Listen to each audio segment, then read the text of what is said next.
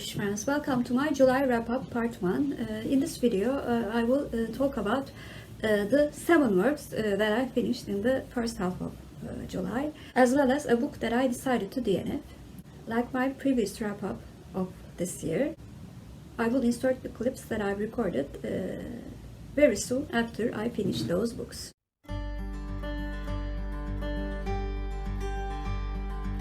Hello Bookish friends, this is the 3rd of July and I finished my first book in the month of July. I finished The Storied Life of A.J. Fikry by Gabrielle.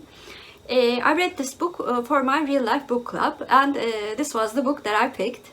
In the beginning of this book, A.J. Fikry is a bookseller who has been widowed for about a year.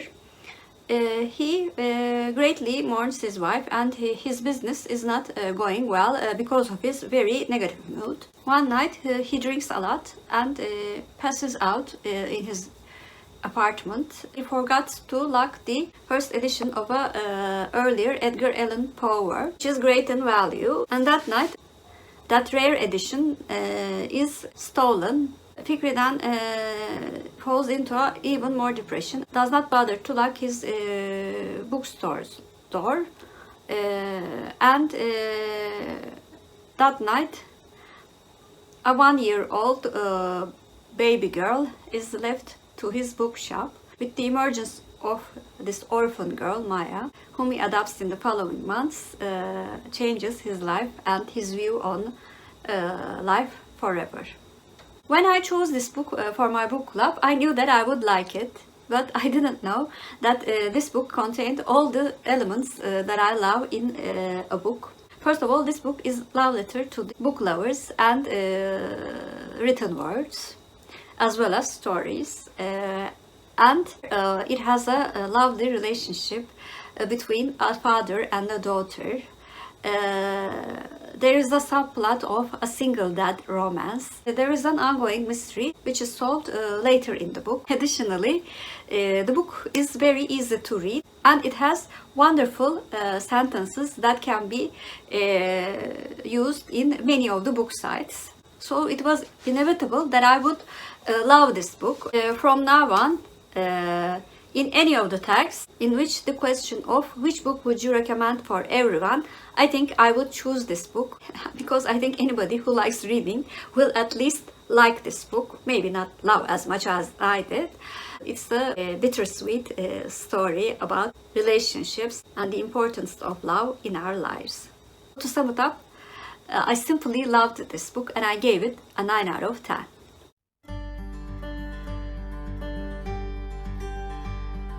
Today is the 4th of July and I finished a very short book, and I also decided to DNF the audiobook that I was listening for a while. The very short non-fiction book that I finished was 101 Amazing Facts about Jane Austen. I decided to listen to this before reading Jane Austen and Jane Austen books and Jane Austen related books. And I thought it was a very wise decision, because although I knew most of the facts that was included in this very short non-fiction book, my enthusiasm for attending janeaustenjuly increased by listening to this very interesting and diverse facts about one of my favorite authors. For example, I did not know that although Jane Austen is considered the queen of Regency romance, there are only 3 kisses between the hero and the heroines of the book in all of Jane Austen works. So this fact shows that romance in Jane Austen is very professionally can be felt by just her dialogues and her descriptions of the events, and of course the feelings of the character. And this fact and the other facts that I didn't know made me want to dive into Jane Austen books for July. The book that I decided to DNF, on the other hand, was the book that we chose for our mini book club I do with 2 of my best friends. Kadimzamanlar ve Diğer Vakitler by Olga Tokarczuk. And this book, originally written in Polish, was translated to English with the title Primeval and Other Times. The reason that I decided to DNF this book was because I read up until 50%, and there were about 25 different points of view introduced in the book so far. Although I really do like books with different points of view, I thought it was too much and I didn't feel connected with any of the characters. Moreover, the events were too pessimistic and depressing, so I decided not to stress myself to finish a book certainly not enjoying. I will try the author's other works because the writing style was the only thing that I sort of enjoyed in this book.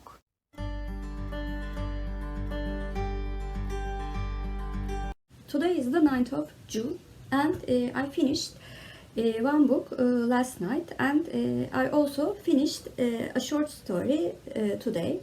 The book that I finished last night was the fourth book in Molly Murphy mystery series, which was titled In Like Flynn by Reese Bowen. Kate Howe is doing a read-along of this series, and I am very glad to be a part of it because I'm enjoying the discussions that we have so much. In this book, Molly Murphy, who is a private investigator operating in New York, is sent in a secret mission in a nearby island by her ex-boyfriend, the police detective Daniel Sullivan. In this mission, she will act the role of the cousin of the landlord and try to find out if the Sorensen sisters, who act as clairvoyants, who claim to contact with the dead, are fraud or not. There is a tragedy in the past of this family. Their son is kidnapped and then murdered by the chauffeur of this family 5 years ago. But the good friend of the driver and the former nanny wants to clear her name and ask Molly to find out the truth about this kidnapping incident and clear her name. Molly, being Molly, never misses a chance to investigate another mystery. So many things do follow after the arrival of Molly to the island. The previous book in this series was sort of disappointing for me. I still gave it a 7 out of 10. But I really enjoyed this book. And I thought the mystery was the best among the books that I've read from this series so far. I really enjoyed the countryside environment as well as the islands, the additional element of isolated mystery. Although there were some social elements involved in the plot, the book mostly focused on the issues that are related to mystery. And like in the previous books, I really admired Molly's bravery as well as her stubbornness and her very clever comebacks as regards to responses when she's in a difficult situation. And I'm loving the fact that she is sort of an early feminist character. And having two mysteries, one being in the present and one being in the past, increased my enthusiasm for a good mystery in this book. The only thing that I didn't like was a plot point, which I cannot say because it would be spoiler, how it was handled in this book. Although it is not hard to guess what would happen in the future as regards to her personal relationships. The same conflicts could have been handled much better in my opinion. That's why I took off a rating and gave this book an 8 out of 10 instead of a 9 out of 10. And the short story that I finished today was the short story that I was reading for Jane Austen July. I read The Three Sisters, which was very short. In this short story, a wealthy man tries to wed one of the three sisters in a family. Although the sisters do not find him attractive enough, their interactions are very witty, and I really liked the satire and the way Jane Austen makes fun of the gentle society in regards to marriage, how they view marriage actually. I felt like this short story should have been longer to have a more satisfactory conclusion.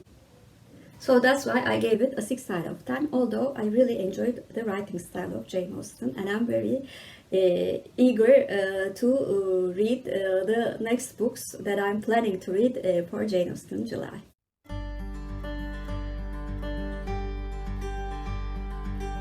Today is the 12th of July, and yesterday I finished 2 books. I finished the play Lover's Vow, which is originally written by August van Kotzebue and adapted to English by Elizabeth Inchbald yesterday morning. And this was the play that the characters in Mansfield Park were showing in their family theater.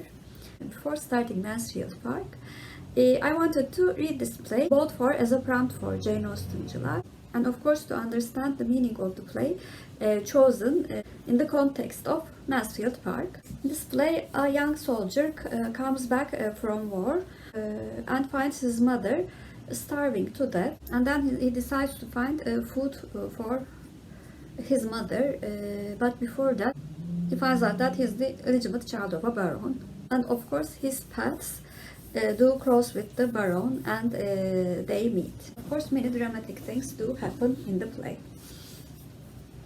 First of all, I enjoyed this play much more than the medieval plays that I read, because it felt much less dramatic. I enjoyed the underlying humor and the societal criticism of the story. There was a storyteller which could tell his story only in verse, and when asked to recite the events in prose, he said that it would not be as effective as a story told in verse. And I thought that there was a very good humor, and that was actually my favorite detail in the play. I sort of enjoyed the characters, even though they were not very complex. So I gave The Lover's Vow 7 out of 10. And the second book that I finished yesterday evening was Howards End by E.M. Forster. Marilyn, Mendoza and Jack from Spread Book Joy were reading this book for about, I think, 3 weeks. In this book, 3 siblings, Margaret, Helen and Tibby, do live in a house where both of their parents are dead in London.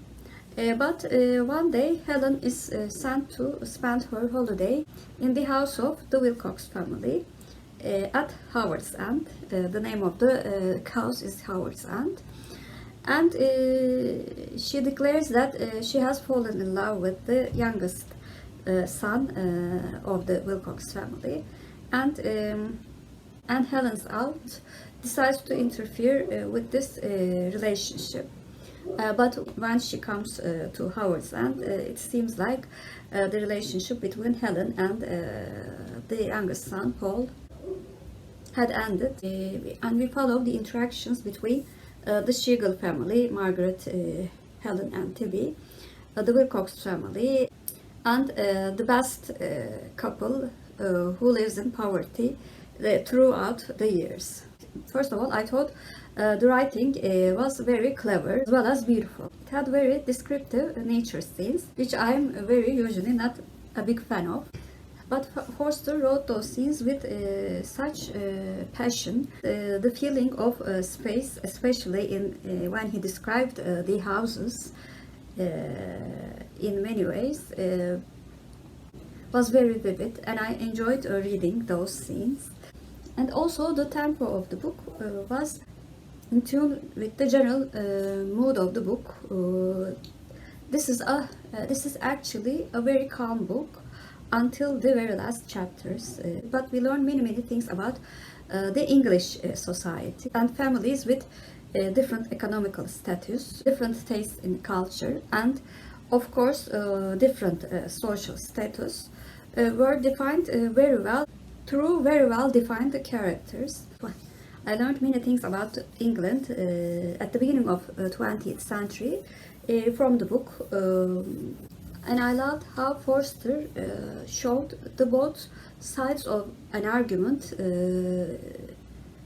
of that period through using different characters, and sometimes I could not really understand which side he was on, and I think he was trying to show all the points and leave the decisions to the reader. And the character development of especially two sisters, Margaret and Helen, was very interesting to read about. I sympathized and also felt angry at both sisters. And all throughout the books, my feelings for almost all of the characters changed as the chapters progressed.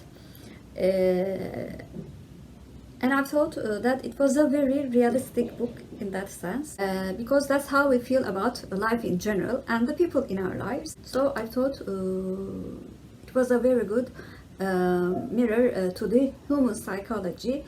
But the reason that I could not give this book a 10 out of 10 is one of the reasons why this is such a cleverly structured book. After the half point of the book, I could not identify with any of the characters, and although I was very interested in what would happen to them and how the story would end, I stopped caring about the characters actually. And as regards to my rating scale, I need to care or hate at least one of the characters to make it a perfect book. Other than that, it was very close to perfect. So it's a very high 9 out of 10 book for me. And I want to devote special time about my fantastic buddy reading experience with Marilyn and Jack. First of all, we all brought our very unique perspectives to the book. Because this is a very English book, Maya and I gained a lot from Jack's insights, Jack's explanations about the book, about the setting of the book, and some of the classes in the society and how it's structured in England. And we made so many personal connections with the events in the book, and that made us understand the characters and the book much more by using our body readers experiences, their stories of life, especially Maya's stories of life were phenomenal. I've learned many things from them, as well as receiving personal advice from both of my body readers. I want to thank both Maya and Jack, both for their incredibly sweet friendship, as well as their wonderful insights about the book. I'm giving my bud reading experience 10 out of 10. If it was possible, I would have given it more than 10 out of 10. I feel like we made such a beautiful connection among ourselves. Three intelligent women who happens to love reading and who also loves to chat about books a lot.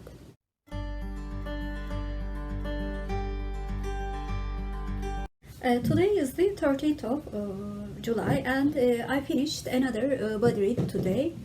I body read 9 Perfect Strangers by Liane Moriarty with Alice and the Giant Bookshelf.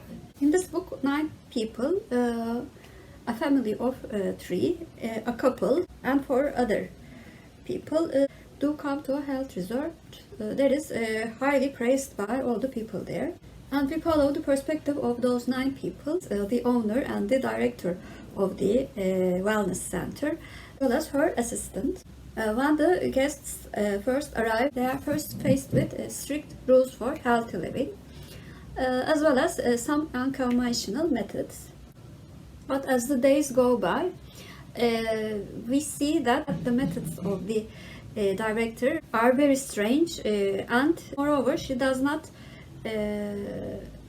take the consent of the guests, which makes the atmosphere even more chilling and more strange. and we follow the events happening in this wellness center, as well as the past of these 9 perfect strangers, and we discover the mini mysteries that led those people to come to this wellness center.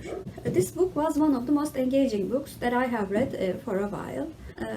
We actually decided on a 10 days schedule with Alice, but we decided to finish it in 6 days, and we really had to force ourselves not to read the book immediately.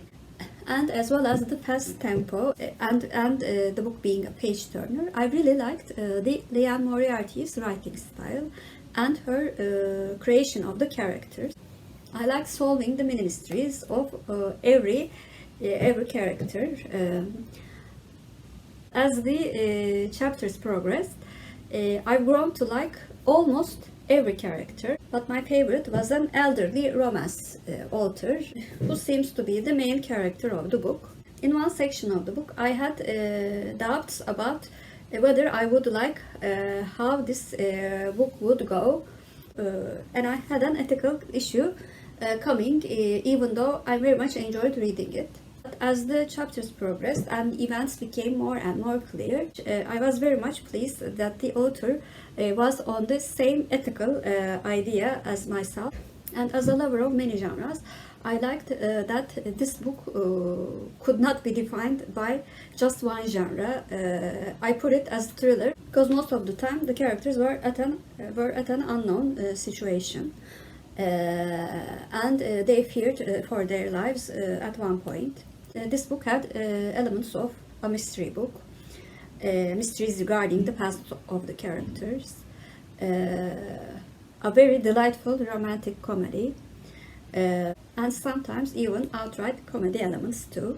On the other hand, this book was not a groundbreaking literature or analyzed the social issues deeply, even though I very much enjoyed the book, and I enjoyed the body reading experience even more with Alice. I gave 9 Perfect Strangers by Liane Moriarty an 8 out of 10, and I'm very curious about the miniseries adaptation which was done last year. So those were all the books that I finished in the first 14 days of July. I think I had a pretty well first half of the month, and I cannot wait to read the remaining books on my TBR for the second half. So please comment down below, have you read any of the books that I mentioned in this video, and what did you think of them? If you're a new viewer, first of all, welcome. Please like and subscribe. Hope to see you very soon. Bye.